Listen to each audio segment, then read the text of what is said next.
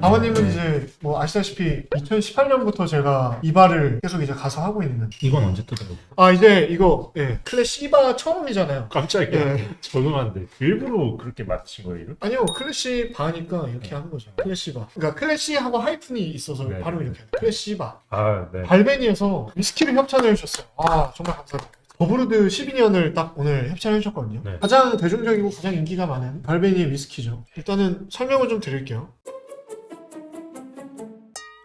듣고 계신가요? 네. 관심 별로 없어. 맛을 봐야 되는데 자꾸 설명하시니까. 아니 설명을 해드려야지 그래도. 그렇죠. 이게 또 보시는 분들이 이게 뭔지. 감사합니다. 네. 계속 이제 너무 드시고 싶어하는데 수한바바님 설명보다 빨리 맛보고 싶어하는 정확하세요. 편이에요. 아니 네. 생각보다 기시네. 친구랑 술 먹은 지가 되게 오래된 느낌이어가지고 이 제대로 된 위스키를 마신 지가 좀 더 부연 설명을 드리면 오늘 위스키가 아니라 럼이었으면 큰일 날 뻔했네요. 클래시바 럼. 오 괜찮다 괜찮다. 3년 만난 여자친구랑 헤어졌는데 여자친구는 결혼을 원하고 아직 준비가 안 된 여러 가지 문제로 헤어졌는데 이렇게 좋아했던 사람과 이별한 게 처음인데 어떻게 극복해야 할까요? 나이가 어떻게 되세요? 30살. 준비가 안 됐다라는 게 어떻게 준비가 안 된 건지 분명하게 본인 자신이 알아야 돼요. 이루고 싶은 게 있기 때문에 준비가 안 되신 건지 아니면 경제적으로 마음적으로 좀 준비가 안 되신 건지 분명하게 알아야 되고 정말 내가 결혼을 회피해야 하는 지금 시점인 건지 정말 딱 생각했을 때 1, 2년 후에 꼭 너랑 결혼할게 1, 2년만 시간을 줘 라고 확실하게 얘기를 하던가 이해를 시켜야 돼요. 안 그러면 힘들어집니다. 지금 말씀해 주신 게 준비가 안 됐다는 거에 대한 정의가 필요하다. 어떤 게 준비가 안 되신 건지. 경제적으로 힘들어서 그런 건데 말씀하신 대로 1, 2년만 기다려달라고 했는데도 이별 통보를 받았네요. 이해는 가긴 하는데 말씀하신 거에 대해서 잘 생각해 봐야겠네요. 냉정하게 얘기하면 저도 이제 사실은 20대 때 연애를 많이 했지 않겠습니까? 30대까지도. 네. 아 그러셨어요? 네. 네. 엄청 많이는 아니고요. 모든 이별이 힘듭니다. 사실은 이별은 많이 하면 무뎌지는 거야 라는 말은 없어요. 경중의 차이는 있지만 무조건 아픔은 있어요. 근데 인연이 있는 것 같아요. 예를 들면 저는 되게 이기적인 남자였거든요. 저는 제 미래가 되게 중요한 사람이었어요. 그래서 연애를 할 때 항상 나는 내 미래와 꿈이 되게 중요한 사람이고 나의 성장이나 그런 게 되게 중요한 진취적인 사람이니까 네. 내 템포에 맞춰서 연애를 해줘. 나는 일주일에 평일에 한 번, 주말에 한 번 이렇게 만날 거야. 그래서 연애를 군생활처럼 하셨네요. 네, 30대 초반 정도 했던 연애는 20대 마지막이었던 것 같아요. 어떤 게 있었냐면 제가 이제 하도 바쁘니까 이것저것 많이 했었거든요. 모임도 많고 뭐 술만 먹고 이런 게 아니라 진짜 자기개발적인 그런 걸 좀 많이 했었어요. 그러다 보니까 여자친구한테 지금 생각하면 엄청 몹쓸 짓이었던 것 같은데 평일에도 만날 수 있는 권리를 줬었어요. 내가 뭔가 빚을 지거나 나한테 잘해주거나 그러면 이제 그런 걸 줬었어. 내가 그걸 주면 평일에도 나를 만나러 올 수 있는 미친놈이었어. 계약서를 쓰고 연애를 하셨나요? 근데 거의 그런 느낌이었어. 그때 굉장히 미안했고 고마웠습니다. 근데 이제 여기서 하고 싶은 말은 뭐냐면 소개팅님이랑 딱 소개팅을 했을 때 그런 게 완전히 바뀌었어요. 아내를 딱 만나자마자 이 여자가 이제 뭔가 상처받고 뭔가 그런 거가 너무 싫은 거예요. 완전히 바뀌더라고 연애 스타일이.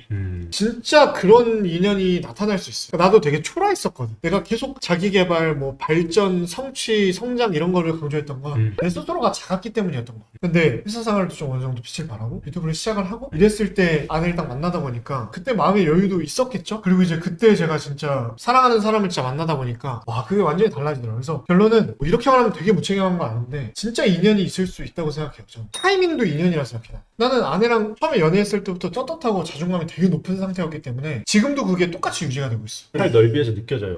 자존감. 이 정도? 근데 이게 되게 중요한 게 뭐냐면 결혼해서 지금 저희가 3년 정도 넘게 살고 있는데 아직도 아내는 저를 되게 존경해요. 왜냐면 아내는 나의 힘든 모습을 본 적이 한 번도 없어. 근데 그게 어떻게 보면 단점일 수도 있잖아요.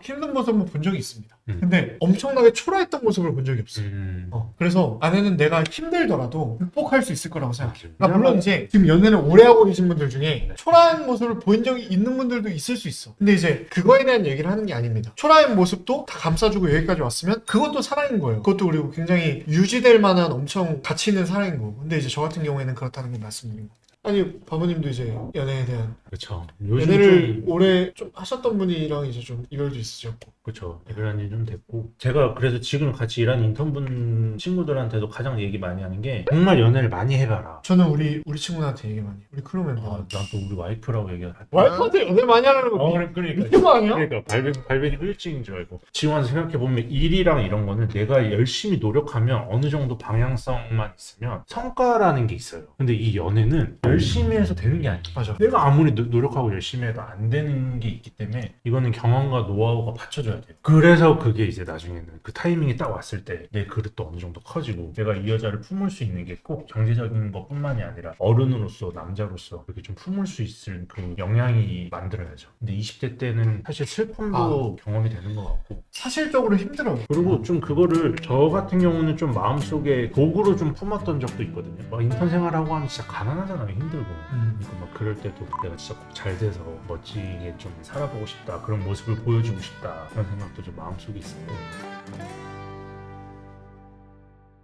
차님 연애하실 때 여자친구한테 오빤 참 바보야. 오빤 참 바보야. 나 이제 이해했어요. 아. 네. 오빠 같은 바보가 없어. 오빠는 진짜 완전 제대로 된 바보야.